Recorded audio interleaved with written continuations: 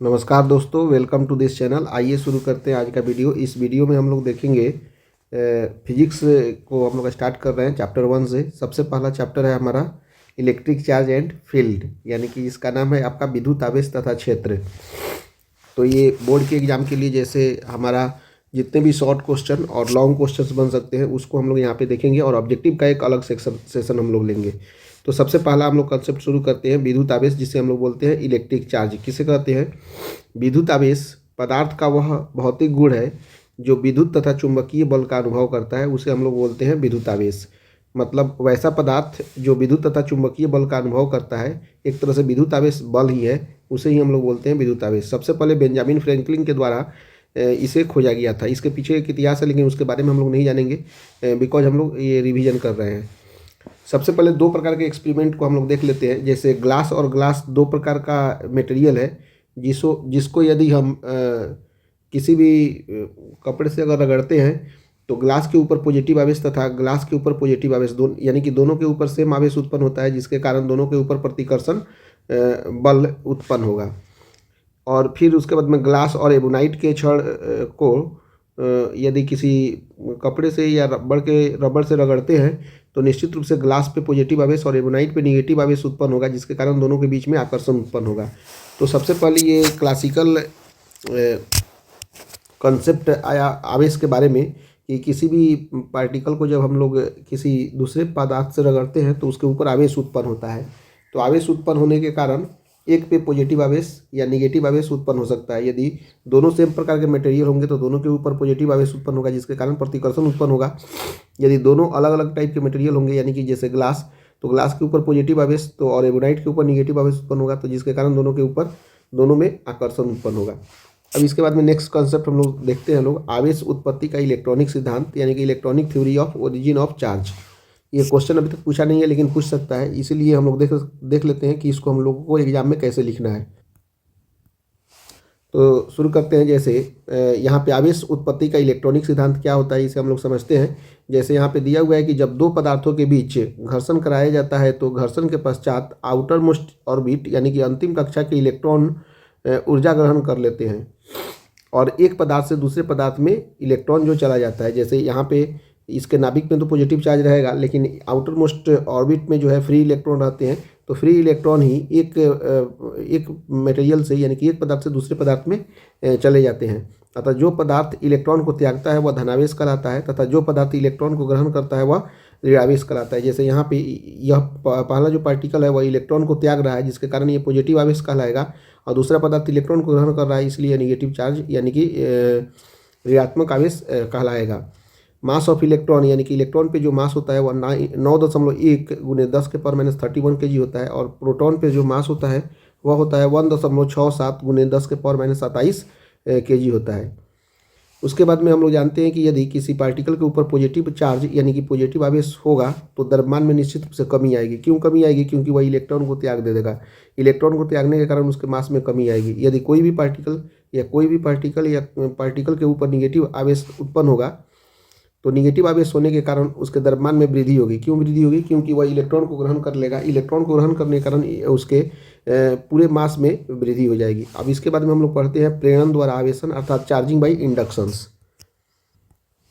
Charging by inductions में क्या कहलाता है? जब एक पदार्थ में धनावेश रहता है, जैसे मान लीजिए कोई भी पार्टिकल हम लोगों ने यहाँ पे लिया है, इसके ऊपर पहले से ही पॉजिटिव चार्ज दिया गया है, तो जब मान लीजिए कि किसी एक पदार्थ में धनावेश रहता है तो दूसरे पदार्थ को यदि उसके करीब में लाते हैं, हालांकि दूसरों को एक दूसरे से टच नहीं कराएंगे, हालांकि बस जस्ट एक दूसरे के करीब में लाएंगे, यानी कि जब एक पदार्थ के ऊपर धनावेश पहले से दिया हुआ रहे तथा दूसरे पदार्थ को एक दूसरे के करीब लाते हैं तो दूसरे पदार्थ पर एक छोर पर ऋणावेश तथा दूसरे छोर पर धनावेश उत्पन्न हो जाएगा। इस तरह से उस जो पार्टिकल जो न्यूट्रल था तो उसके ऊपर पॉजिटिव तथा निगेटिव आवेश उत्पन्न हो जाएगा। इसे ही प्रेरण द्वारा आवेशन कहते हैं। और हम लोग जानते हैं कि किसी भी पार्टिकल का Q1, यदि पहले पार्टिकल का आवेश जो है Q1 है और दूसरे पार्टिकल का आवेश Q2 है, तो Q1/Q2 is greater equal to 1 हो जाएगा, यानी Q1 is greater equal to Q2 हो जाएगा। उसके बाद में हम लोग देखते हैं स्वर्ण पत्र विद्युतदर्शी, जिसे हम लोग बोलते हैं गोल्ड लीफ इलेक्ट्रोस्कोप।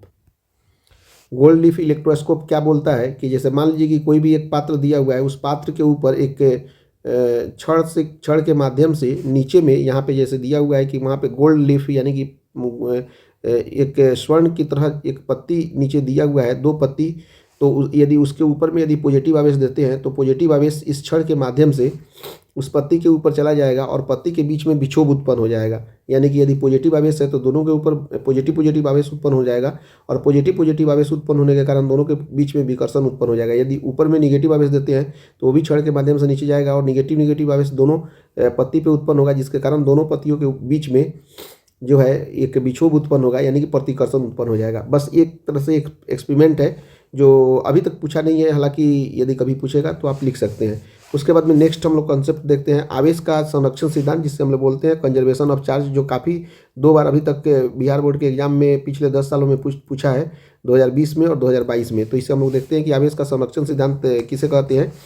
किसी भी विलगित निकाय का कुल आवेश जो होता है हमेशा सदैव संरक्षित होता है, यानी कि नियत होता है, इसे ही आवेश का संरक्षण सिद्धांत कहते हैं। ये 2 नंबर के क्वेश्चन से पूछ सकता है। अब उसके बाद में नेक्स्ट कॉन्सेप्ट हम लोग देखते हैं आवेश का क्वांटीकरण, यानी कि क्वांटाइजेशन ऑफ चार्ज किसे कहते हैं। अब इसके बाद में हम लोग नेक्स्ट कॉन्सेप्ट पढ़ेंगे आवेश का क्वांटीकरण, यानी कि क्वांटाइजेशन ऑफ चार्ज। तो ये होता है Q is equal to N into E. इसका मतलब ये हुआ कि किसी भी विलगित निकाय का संपूर्ण आवेश जो होता है, किसी भी विलगित निकाय का संपूर्ण आवेश का मात्रा यानी कि Q इलेक्ट्रॉन के पूर्ण गुणज के बराबर होता है। यानी कि किसी भी विलगित निकाय का संपूर्ण आवेश जो होता है वो यानी कि Q इलेक्ट्रॉन के पूर्ण गुणज के बराबर होता है, यानी कि Q is equal to N into E. यहाँ पे Q जो होगा कुल आवेश होगा, N यहाँ पे पूर्णांक होगा, +-1 +-2 +-3 डॉट डॉट हो सकता है।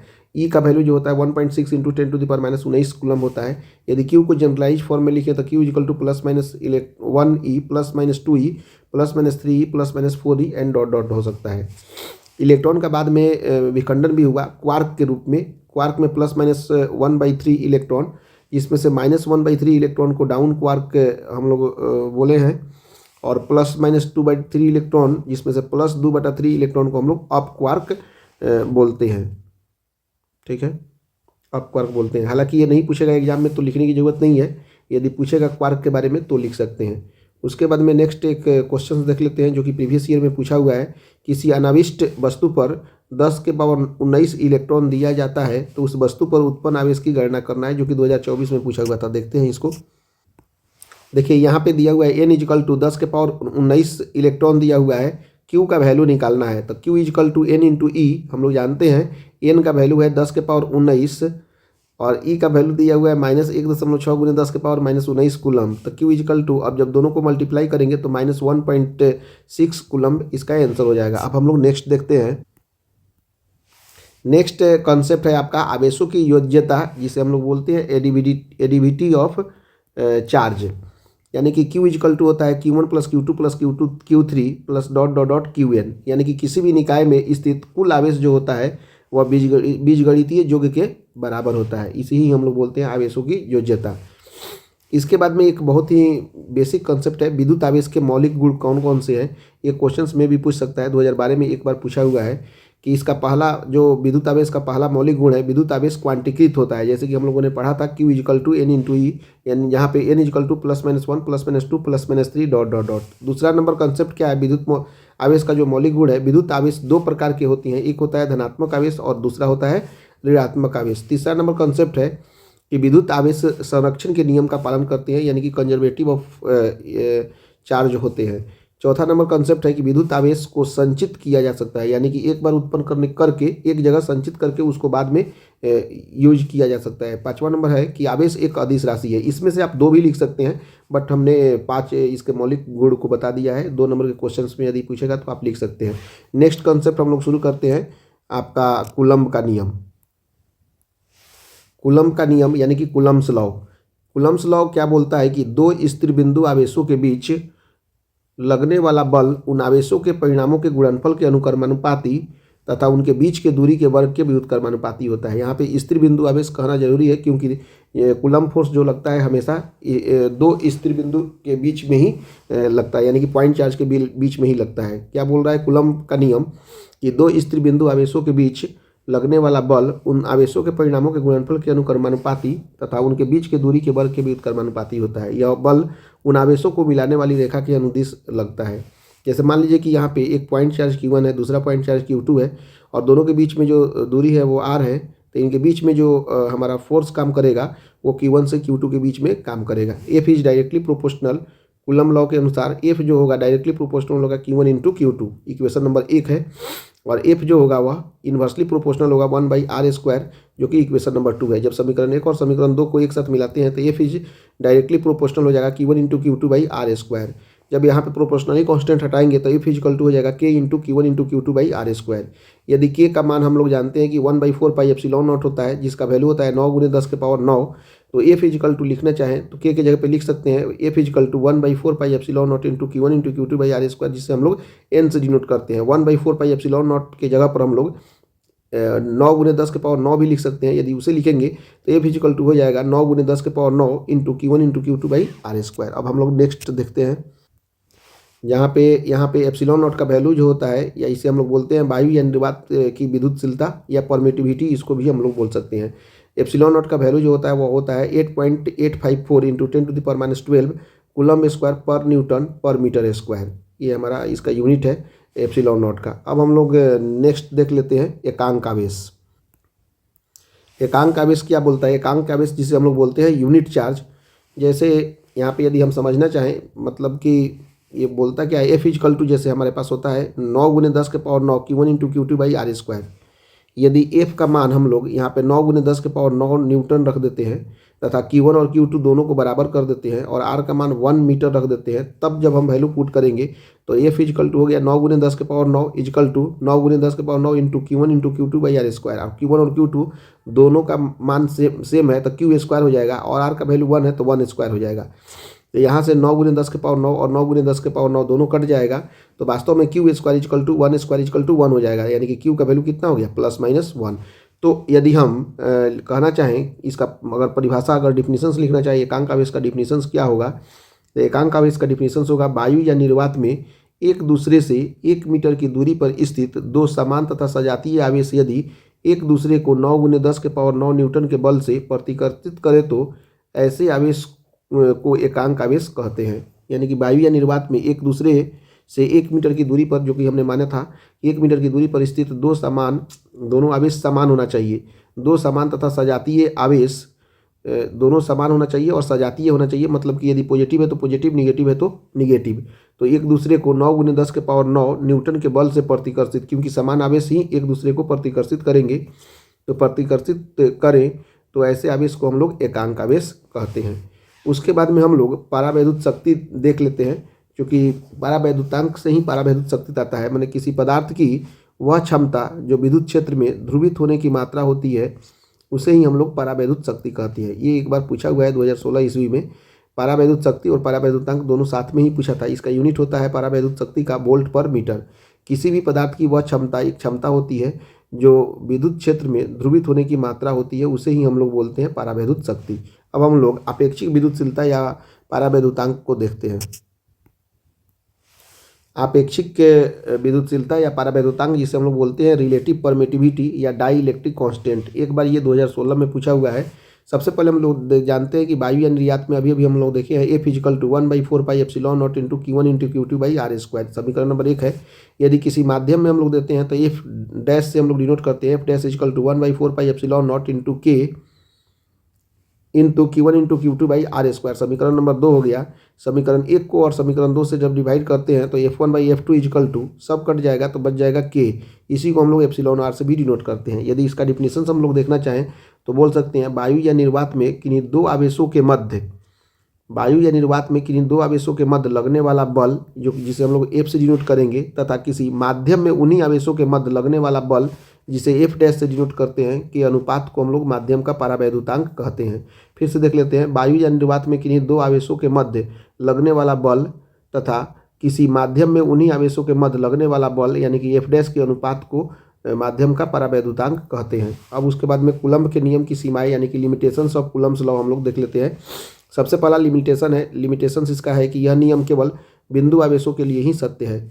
दूसरा इसका मतलब कि लिमिटेशंस है, यह नियम केवल स्थिर आवेशों के लिए ही सत्य है, गतिशील आवेशों के लिए सत्य नहीं है। तीसरा इसका जो है लिमिटेशंस कि यह नियम अधिक दूरियों तथा 10⁻⁻15 मीटर से कम दूरियों के लिए सत्य नहीं है। इस तरह से हमने कूलम्ब के लिमिटेशंस को देख लिया। अब हम लोग नेक्स्ट देखते हैं। नेक्स्ट है आपका कंसेप्ट स्थिर वैद्युत बल और गुरुत्वाकर्षण बल की तुलना करना है, यानी कि comparison between electrostatic force and gravitational force. यहाँ पे जैसे दिया हुआ है कि यहाँ पे इसके ये कोई पार्टिकल है जिसके नाभिक में जो है प्रोटॉन है, यहाँ पे मास ऑफ प्रोटॉन दिया हुआ है, फिर उसके बाद में चार्ज ऑफ प्रोटॉन क्यूपी से डिनोट कर रहा है। यहाँ पे मास ऑफ इलेक्ट्रॉन, इसके फ्री इलेक्ट्रॉन बाहर में काम कर रहे हैं, और जिसके चार्ज को हम लोग क्यूई से डिनोट कर रहे हैं, यहाँ पे इलेक्ट्रॉन है। तो इलेक्ट्रॉन के ऊपर निगेटिव चार्ज होगा और जो नाभिक में होगा प्रोटॉन, इसके ऊपर पॉजिटिव चार्ज होगा। तो जो यहाँ पे फोर्स लगेगा निगेटिव चार्ज से पॉजिटिव चार्ज की तरफ लगेगा। तो हम लोग देख सकते हैं कि अकॉर्डिंग टू न्यूटन के अनुसार जो होता है यहाँ पे एफ एन जो काम करेगा G into M E into M P divide by R square. यहाँ पे F N equal to G का वैल्यू होता है 6.67 इंटू 10⁻11। मास ऑफ इलेक्ट्रॉन होता है 9.1 गुणित 10⁻31 और मास ऑफ प्रोटॉन होता है 1.67 into 10⁻27 divide by R square. समीकरण नंबर 1 हो जाएगा। According to Coulomb's law F C equal to होता है 9 गुणे 10⁻9 गुणे Q E into Q P divide by R square. अब इसका वैल्यू पुट कर देते हैं। एफ सी इक्वल टू 9 गुणे 10⁻9, उसके बाद में क्यू ई यानी कि चार्ज ऑन इलेक्ट्रॉन होता है 1.6 इंटू 10⁻19 और Q P charge on proton होता है 1.6 into 10⁻19 divide by R square.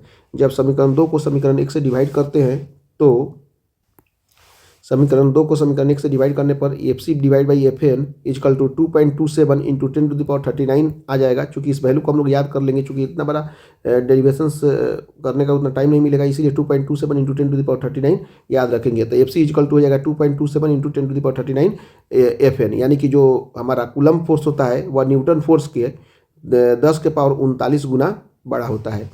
अब हम लोग नेक्स्ट और सबसे इंपॉर्टेंट कंसेप्ट विद्युत क्षेत्र की तीव्रता को देखते हैं, क्योंकि ये क्वेश्चन पूछने की बहुत ही संभावना है इस बार भी, क्योंकि 2020, 2024, 2013 और 2022 में ये क्वेश्चन पूछ चुका हुआ है। तो इस बार 2026 में पूछने की पूरी संभावना है विद्युत क्षेत्र की तीव्रता, यानी कि इंटेंसिटी ऑफ इलेक्ट्रिक फील्ड।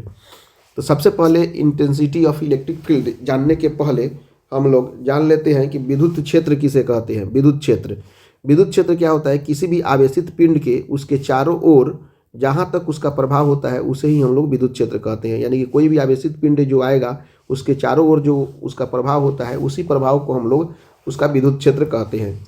उसके बाद में दूसरा नंबर कंसेप्ट विद्युत क्षेत्र की तीव्रता पढ़ने के पहले जान लेते हैं कि परीक्षण आवेश किसे कहते हैं। एकांक धनावेश को ही हम लोग परीक्षण आवेश कहते हैं। अब उसके बाद में नेक्स्ट हम लोग समझते हैं विद्युत क्षेत्र की तीव्रता किसे कहते हैं। यहाँ पे देख लेते हैं विद्युत क्षेत्र की तीव्रता किसे कहते हैं तो इसका डिफिनीशन होगा विद्युत क्षेत्र में रखा एकांक धनावेश जितने बल का अनुभव करता है उसे ही हम लोग विद्युत क्षेत्र की तीव्रता कहते हैं। किसी भी विद्युत क्षेत्र में रखा हुआ एकांक धनावेश जितने बल का अनुभव करता है उसे ही हम लोग विद्युत क्षेत्र की तीव्रता कहते हैं। जैसे यहाँ पे दिया हुआ है, यहाँ पे कोई एक पार्टिकल है जिसके नाभिक में क्यू पॉजिटिव चार्ज है और यहाँ पे एकांक धनावेश यानी कि +1 क्यू चार्ज है, तो दोनों के बीच में पॉजिटिव चार्ज है तो एक दूसरे को प्रतिकर्षित करेंगे। तो यहाँ पे हम जानते हैं चूंकि F equal to 1/4πε0 into Q1 into Q2 by R square. यदि Q1 और Q2 दोनों बराबर, Q1 को हम लोग Q के बराबर मानते हैं तथा Q2 को 1 के बराबर मानते हैं, तो यदि वैल्यू पुट करेंगे तो F को हम लोग E से डिनोट करेंगे। तो E इक्वल टू हो जाएगा 1/4πε0 इंटू यहाँ पे Q1 इक्वल टू Q और Q2 इक्वल टू 1 है, तो यहाँ पे वैल्यू हो जाएगा Q into 1 Q divide by R square. यानी कि हमारे पास में विद्युत क्षेत्र की तीव्रता का फॉर्मूला हो जाएगा E equal to 1/4πε0 into Q by R square. यदि दोनों तरफ हम Q0 से अगर मल्टीप्लाई कर देते हैं तो E into Q0 equal to 1/4πε0 into Q0 by R square. और हम लोग जानते हैं कि 1/4πε0 into Q0 into are square यही तो कूलम फोर्स है, तो इसको हम लोग F से भी डिनोट कर सकते हैं। यानी कि E into Q0 equal to F के बराबर हो जाएगा। यहाँ पे E इक्वल टू हो जाएगा F बाई Q0। इसका यूनिट हो जाएगा, F का यूनिट होता है न्यूटन और Q का यूनिट होता है कूलम, यानी कि विद्युत क्षेत्र की तीव्रता का यूनिट हो जाएगा न्यूटन पर कूलम, या इसे हम लोग वोल्ट पर मीटर भी कहते हैं। अब उसके बाद में हम लोग देख लेते हैं नेक्स्ट विद्युत क्षेत्र की रेखाएं। विद्युत क्षेत्र की रेखाएं जिससे हम लोग बोलते हैं इलेक्ट्रिक लाइन्स ऑफ फोर्सेज। यहाँ पे हम लोग देखेंगे कि यहाँ पे एकांक धनावेश जो होता है विद्युतीय क्षेत्र के अंतर्गत जिस पथ पर गति करता है उस पथ को ही हम लोग विद्युत क्षेत्र की रेखाएं कहते हैं। यहाँ पे एकांक धनावेश देखिए, यहाँ पे एकांक धनावेश जो दिया हुआ है यहाँ से पॉजिटिव चार्ज से, तो पॉजिटिव चार्ज से यहाँ पे धनावेश जो है जो यहाँ पे पथ बनाते हुए निगेटिव आवेश की तरफ जाएगा। यहाँ पे हमेशा पॉजिटिव आवेश से लेकर ये एकांक धनावेश जो है वो निगेटिव आवेश की तरफ जाएगा। इसे ही हम लोग बोलते हैं विद्युत क्षेत्र की रेखाएं। इसके गुण क्या है? यह एक खुला वक्र बनाता है। दूसरा नंबर टॉपिक है कि किसी बिंदु पर खींची गई स्पर्श रेखा विद्युत क्षेत्र की तीव्रता की दिशा को बताती है। यानी कि यहाँ पे जो हम लोग यहाँ पे एक रेखा बता रहे हैं, इसकी जो स्पर्श रेखा जो है विद्युत क्षेत्र की तीव्रता की दिशा को बताती है। उसके बाद में दो विद्युत बल रेखाएं एक दूसरे को कभी नहीं काटती है, कभी एक दूसरे को नहीं काट सकती है, क्योंकि यदि दोनों एक दूसरे को काटेगी तो निश्चित रूप से वहाँ पे दो स्पर्श रेखाएं बनेगी, और दो स्पर्श रेखाएं कभी भी विद्युत क्षेत्र की रेखाओं के अंतर्गत नहीं बन सकता है।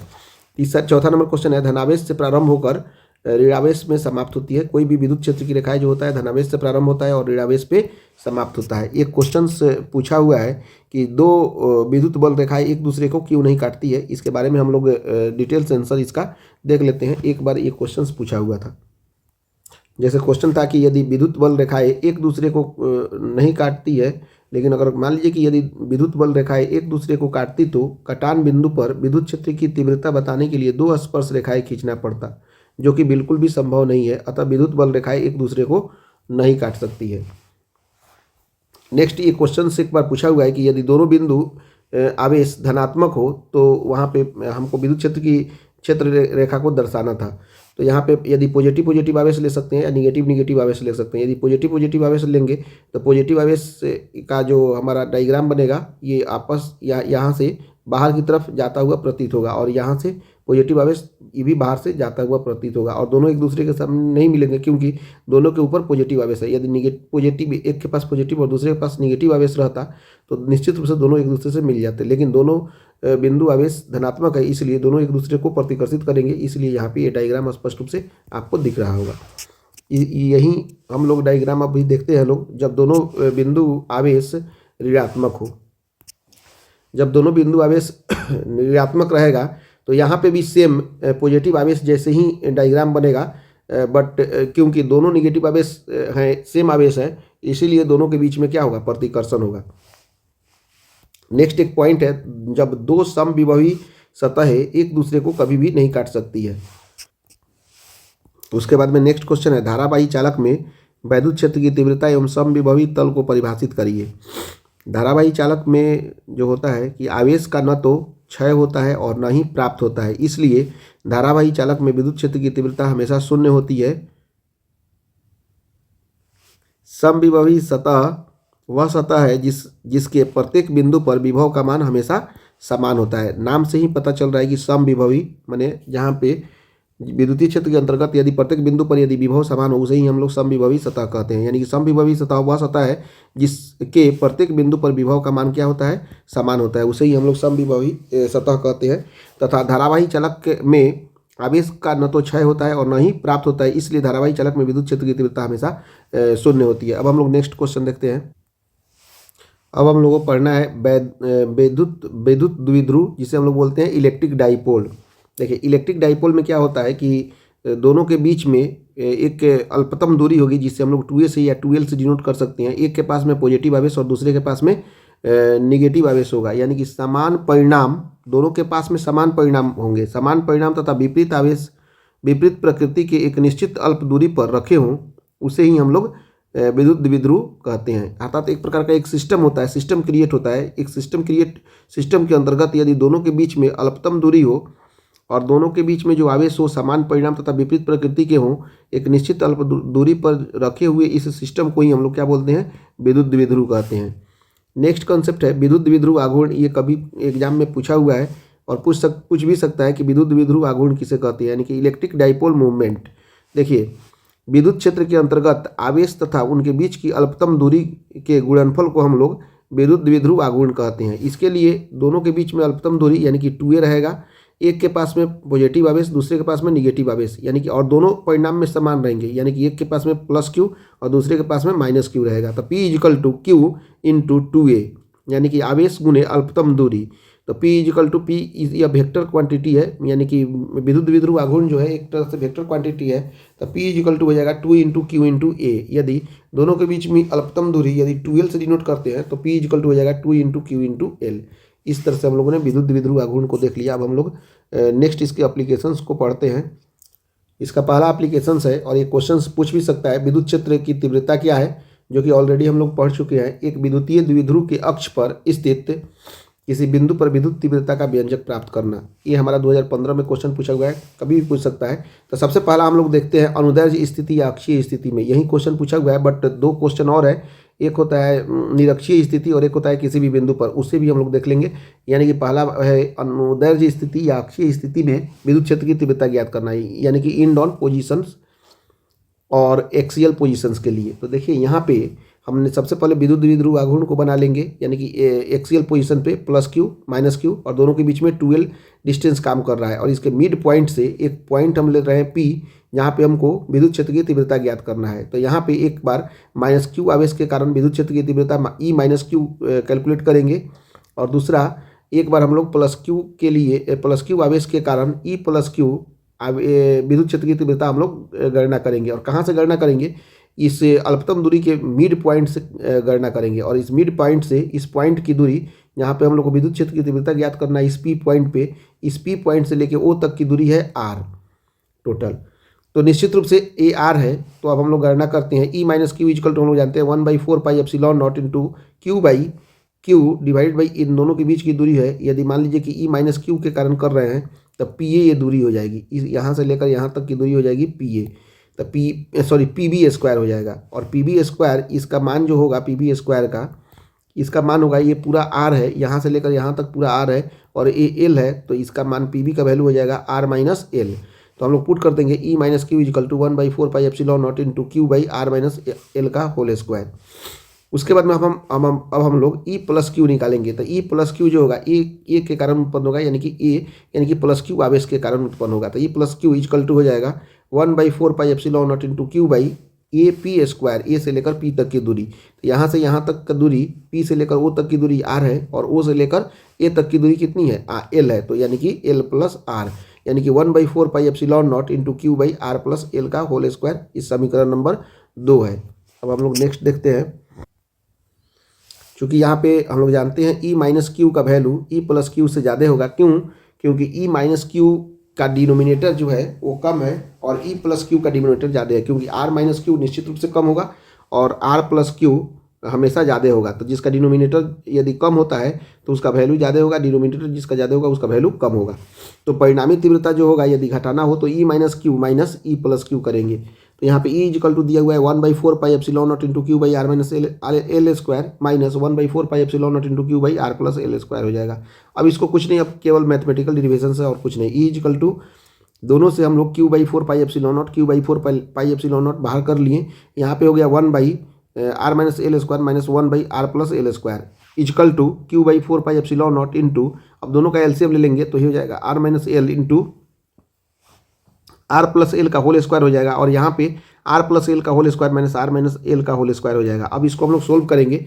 E इक्वल टू q/4πε0, यहाँ पे A - B into A + B, यानी कि R - L into R + L को हम लोग लिख सकते हैं, क्योंकि A + B into A - B होता है A square minus B square, इसलिए यहाँ पे हो जाएगा R square minus L square.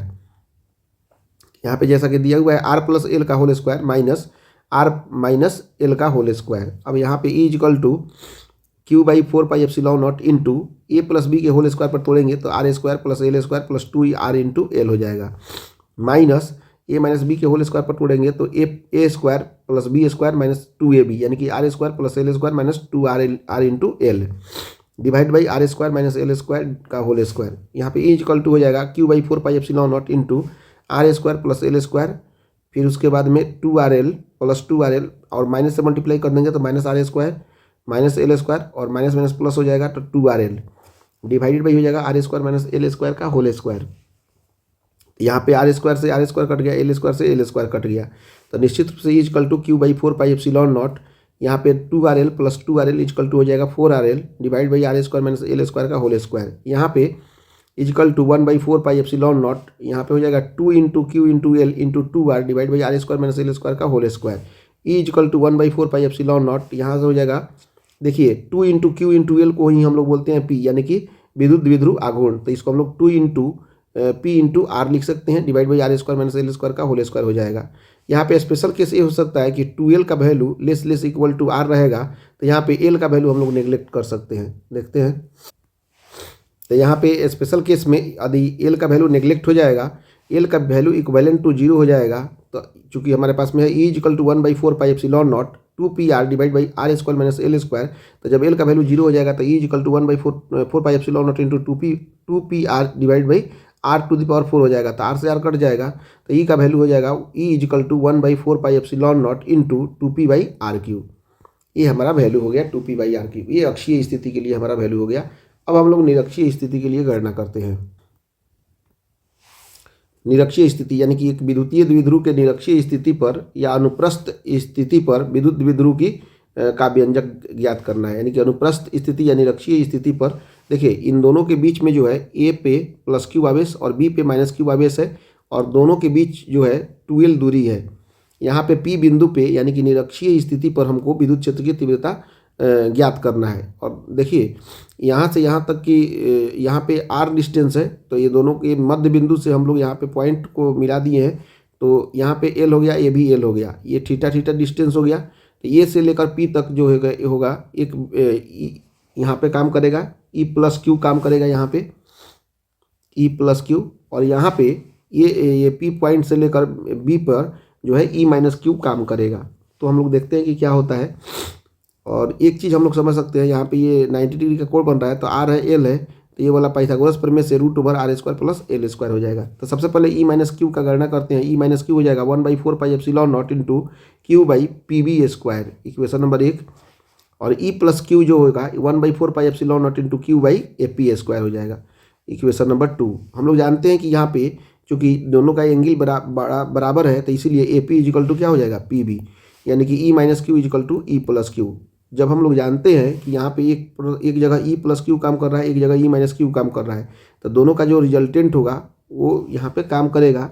और रिजल्टेंट जो होगा यानी कि बाह्यतम कोण जो होता है वह theta plus theta equal to 2θ होता है, यानी कि जो बहिष्कोण जो होता है अभिमुख अंतःकोण के योग के बराबर होता है। ठीक है, तो परिणामी तीव्रता यहाँ पे होगा जब दो मतलब की भुजा बराबर होता है, तो इसका परिणामी तीव्रता if a equal to b रहेगा तो r equal to 2a cos θ/2 होता है। तो इसी फार्मूला से हम लोग लिख सकते हैं परिणामी तीव्रता इक्वल टू, चूँकि यहाँ पे भी दोनों बराबर है और दोनों के बीच में एंगल कितना है 2θ है, तो E इक्वल टू हो जाएगा 2E-q इंटू कॉस 2θ/2। यहाँ पे 2 से 2 कट जाएगा, तो E equal to 2 into E-q का वैल्यू हम लोग लिख सकते हैं 1/4 pi epsilon naught into q/ap² into cos theta. अब यहाँ से हम लोग E equal to 2 into 1/4 pi epsilon naught into q divide by AP के जगह पे हम लोग पुट कर सकते हैं। AP का वैल्यू है √r² प्लस l² का whole square into cos theta का वैल्यू हम लोग पुट कर सकते हैं। Cos theta equal to b/h होता है। यहाँ पे b के जगह पे क्या है l है और h के जगह पे क्या है √r² प्लस l²। अब हम लोग आगे देखते हैं, यहाँ पे अब इन दोनों को आप मल्टीप्लाई कर देंगे। E equal to 1/4 pi epsilon naught q into 2 into 1/4 pi epsilon naught 2 into q into l, और यहाँ पे r² प्लस l² और r² प्लस l², यानी कि यहाँ पे √ओवर में 1/2 प्लस 1/2 ये हो जाएगा आपका 3/2 हो जाएगा। ठीक है, 3/2, तो यानी कि 1/4 pi epsilon naught into p/r² plus l² to the power 3/2। यदि 2l का मान लेस इक्वल टू r रहे तो यहाँ पे l का वैल्यू 0 हो जाएगा, तो वो E equal to 1/4 pi epsilon naught p/r² का 3/2, तो 2 से 2 कट जाएगा, तो यहाँ पे हो जाएगा 1/4 pi epsilon naught into p/r³, यानी कि E का वैल्यू हमारे पास हो गया, यानी कि विद्युत क्षेत्र की तीव्रता का वैल्यू हो गया निरक्षीय स्थिति में 1/4 pi epsilon naught into p/r³। यदि दोनों की तुलना करेंगे तो यहाँ पे अक्षीय स्थिति जो है अक्षीय स्थिति इक्वल टू 2 इंटू निरक्षीय स्थिति हो जाएगा, यानी कि अक्षीय स्थिति निरक्षीय स्थिति का दुगुना होता है। अब हम लोग वैद्युत क्षेत्र की तीव्रता वैद्युत द्विध्रुव के कारण किसी भी बिंदु पर विद्युत क्षेत्र की तीव्रता हम लोग ज्ञात करते हैं। अब हम लोग देखेंगे वैद्युत द्विध्रुव के कारण किसी भी बिंदु पर विद्युत क्षेत्र की तीव्रता कैसे गणना करेंगे, यह हम लोग देखेंगे। यहाँ पे फिर से वहाँ पे हम लोग यहाँ पे एक पॉइंट पे -q और दूसरे पॉइंट पे यहाँ पे +q है, लेकिन यहाँ पे किसी भी बिंदु पे गणना करना है तो हम लोग गणना कर लेते हैं। एक बार +q से -q को एक बार अक्षीय में और एक बार निरक्षीय में करेंगे। तो अक्षीय में करेंगे तो यहाँ पे -q और +q आ जाएगा, फिर दूसरी बार करेंगे तो यहाँ पे +q और -q आ जाएगा। तो अक्षीय स्थिति में यानी कि यहाँ पे थीटा है तो पी कॉस थीटा बनेगा और निरक्षीय में जो हो जाएगा पी साइन थीटा बनेगा। तो यहाँ पे गणना करते हैं तो अक्षीय स्थिति में E1 is equal to 1/4πε0 2p cos theta divide by R cube हो जाएगा और निरक्षीय स्थिति के लिए हो जाएगा E2 is equal to 1/4πε0 into P sine theta divide by R cube हो जाएगा। यहाँ पे अक्षीय और निरक्षीय दोनों के लिए गणना कर लिए तो इसका परिणामी तीव्रता जो होगा वो E is equal to √E1² plus E2² और दोनों में E1 और E2 का वैल्यू पुट कर देते हैं। E इजकल टू हो जाएगा √E1 के जगह पे हो जाएगा 1/4πε0 into 2p cos theta divide by R cube का होल स्क्वायर हो जाएगा प्लस E2 का वैल्यू है यहाँ पे निरक्षीय स्थिति के लिए 1/4πε0 into P sine theta by R cube का होल स्क्वायर। अब हम लोग वैल्यू पुट करेंगे E इजकल टू दोनों से 1/4πε0 को बाहर निकाल देंगे और p बाई आर क्यू को बाहर निकाल देंगे। तो यहाँ पे रूट ओवर हो जाएगा 2 दूनी 4 cos square theta plus sine square theta. यहाँ पे हो जाएगा E is equal to 1/4πε0 p by R cube into √3 cos square theta plus sine square theta. Cos square theta plus sine square theta is equal to 1 होता है यानी कि E का value हो गया E is equal to 1/4πε0 into P by R cube into √3 cos square theta plus 1। यानी कि किसी भी बिंदु के लिए हम लोगों ने निकाल दिया, तीनों पॉइंट के लिए निकाल दिया। अब हम लोग नेक्स्ट देखते हैं। यहाँ पे अब नेक्स्ट देखते हैं एक समान विद्युत क्षेत्र में रखे वैद्युत द्विध्रुव पर बल युग्म यानी कि टॉर्क निकालते हैं। ये एक बार 5 नंबर के क्वेश्चन में पूछा हुआ है तो इसे भी हम लोग देख लेते हैं। जैसे यहाँ पे बल युग्म क्या होता है कि एक बल और दोनों बलों के बीच लंबवत दूरी को ही हम लोग बोलते हैं बल युग्म। तो यहाँ पे क्या है कि ए और बी के बीच में जो है वैद्युत द्विध्रुव की तरह यहाँ पे काम कर रहा है यानी कि 12 डिस्टेंस है। ए और बी के बीच में 12 डिस्टेंस है और यहाँ पे ए पे प्लस क्यू और बी पे जो है यहाँ पे फोर्स काम कर रहा है। तो प्लस क्यू के कारण यहाँ पे जो फोर्स काम करेगा F is equal to Q into E और यहाँ पे भी एफ काम करेगा क्यू इंटू ई। दोनों एक दूसरे को बैलेंस कर देंगे। यदि ये 90 डिग्री ये थीटा है तो ये निश्चित रूप से 90 माइनस थीटा हो जाएगा। यहाँ पे ई फोर्स जो काम करेगा वो थीटा डिग्री के एंगल पे, तो टाउ इजकल टू हो जाएगा एफ यहाँ पे फोर्स इंटू परपेंडिकुलर डिस्टेंस यानी कि एफ इंटू कितना हो जाएगा AC हो जाएगा, एफ इंटू AC।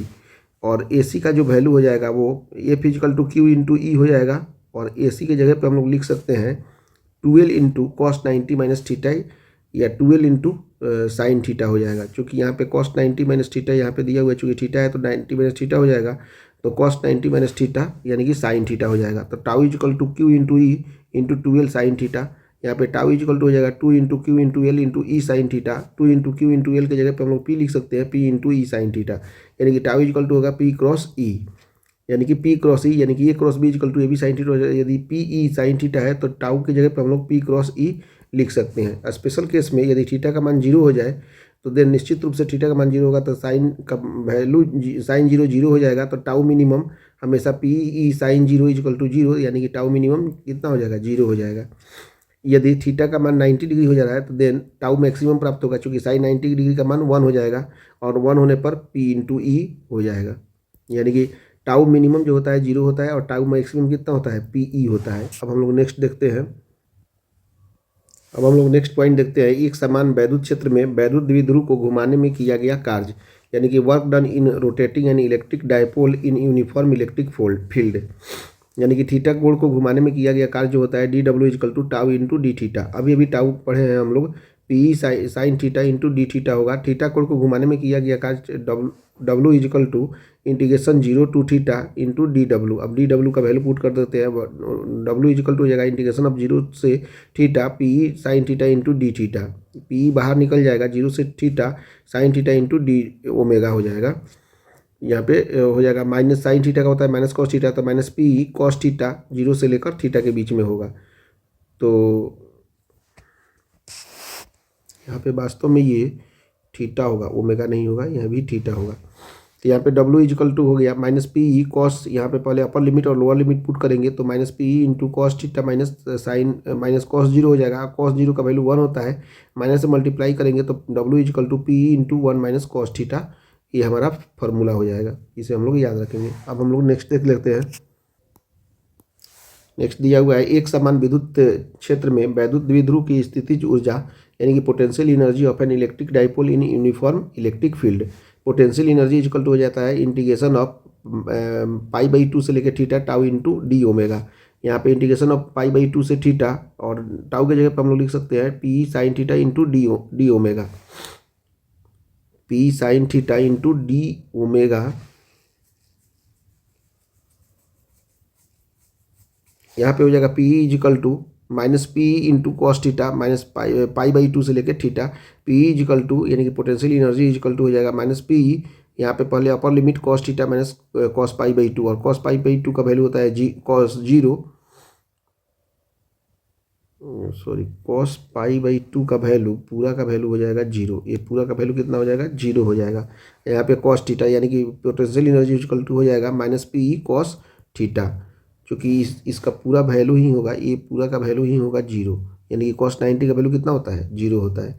इस तरह से पोटेंशियल एनर्जी इक्वल टू हो जाएगा माइनस पी कॉस थीटा। अब हम लोग नेक्स्ट देखते हैं एक न्यूमेरिकल्स, इसी पे आधारित एक न्यूमेरिकल्स पूछा हुआ था 2025 ईस्वी में लास्ट साल, कि एक विद्युत द्विध्रुव किसी एक समान विद्युत क्षेत्र में स्थित है, या विद्युत द्विध्रुव विद्युत क्षेत्र के समानांतर में रैखित है, इसे 180 डिग्री कोण घुमाने पे किया गया कार्य निकालना है। थीटा कितना दिया हुआ है 180 डिग्री, और कार्य डब्ल्यू का फॉर्मूला हम जानते हैं P into one minus cos theta, P into one minus cos theta की जगह पे हम लोग 180 डिग्री पुट करेंगे, और कॉस 180 डिग्री का वैल्यू होता है -1, यानी कि P into one minus one, और माइनस माइनस प्लस हो जाएगा तो 1 + 1 इक्वल टू 2, यानी कि पी इंटू टू, यानी कि डब्ल्यू का वैल्यू हो जाएगा 2 इंटू पी इंटू ई।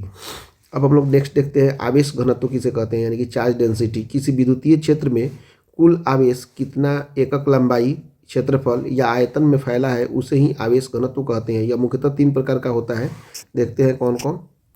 सबसे पहला होता है रैखिक आवेश घनत्व, जिसे हम लोग लैम्डा से डिनोट करते हैं, यानी कि जब आवेश किसी तार या रेखीय वस्तु पर वितरित हो तो उसे हम लोग रैखिक आवेश घनत्व कहते हैं। लैम्डा इक्वल टू Q/L, इसका यूनिट हो जाएगा कूलम पर मीटर। नेक्स्ट देखते हैं, नेक्स्ट है आपका दूसरा नंबर पृष्ठीय आवेश घनत्व या सरफेस चार्ज डेंसिटी, यानी कि जब कोई आवेश किसी समतल या सतह पर फैला हुआ हो उसे पृष्ठीय आवेश घनत्व कहते हैं। सिग्मा इजिकल टू हो जाता है Q/A, इसका यूनिट हो जाएगा कूलम पर मीटर स्क्वायर। और तीसरा नंबर पे है आयतन पृष्ठ घनत्व, यानी कि वॉल्यूम चार्ज डेंसिटी, या प्रति इकाई आयतन आवेश को हम लोग आवेश का आयतन घनत्व कहते हैं, जिसे हम लोग रो इजिकल टू Q/V से डिनोट करते हैं। यूनिट इसका हो जाएगा कूलम पर मीटर क्यूब। यह 2 बार पूछा हुआ है, लास्ट ईयर भी पूछा था, 2021 में भी पूछा हुआ था। एक क्वेश्चन देख लेते हैं जो कि ये 2025 में ही पूछा हुआ है। क्वेश्चन है आपका 5 सेंटीमीटर त्रिज्या के गोले पर 31.41 माइक्रो कूलम आवेश है, तो आवेश के पृष्ठ घनत्व की गणना कीजिए। तो सिग्मा इजिकल टू Q/A होता है, यहाँ पे Q का वैल्यू 31.41 माइक्रो कूलम दिया था, तो 10⁻⁶ कूलम हो जाएगा, डिवाइड बाई 4πr²। यहाँ पे 31.41 इंटू 10⁻⁶ 4 इंटू पाई का वैल्यू 3.14 होता है, और आर का वैल्यू दिया हुआ है 5 सेंटीमीटर, यानी कि 5 × 10⁻² का होल स्क्वायर हो जाएगा। सबको हम लोग अगर सोल्व करेंगे तो आंसर हो जाएगा 10⁻³ कूलम पर मीटर स्क्वायर। इस तरह से हमने इस चैप्टर 1 को पूरी तरह से कंप्लीट कर दिया। चैप्टर 1 का जो पहला जो पार्ट है हमारा इलेक्ट्रिक चार्ज एंड आपका डाइपोल, यानी कि विद्युत क्षेत्र तथा द्विध्रुव, यानी कि इलेक्ट्रिक फील्ड एंड डाइपोल को हमने पूरी तरह से कंप्लीट कर दिया। इससे बाहर एक क्वेश्चंस लॉन्ग या शॉर्ट क्वेश्चंस में नहीं आएंगे, केवल आप इसका आप फॉलो कीजिए, रिवीजन कीजिए, 1 2 बार 3 बार रिवीजन कर लीजिए, जिससे आपको एग्जाम में लिखने में कोई भी परेशानी नहीं हो। इसके बाद में हम लोग इसका सेकेंड पार्ट, जो कि काफ़ी इंपॉर्टेंट है लॉन्ग क्वेश्चन के पॉइंट ऑफ व्यू से, जिसका नाम है आपका गाउस थ्योरम, गाउस प्रमेय तथा उसके अनुप्रयोग, जिसे हम लोग तुरंत अभी हम लोग अपलोड कर रहे हैं।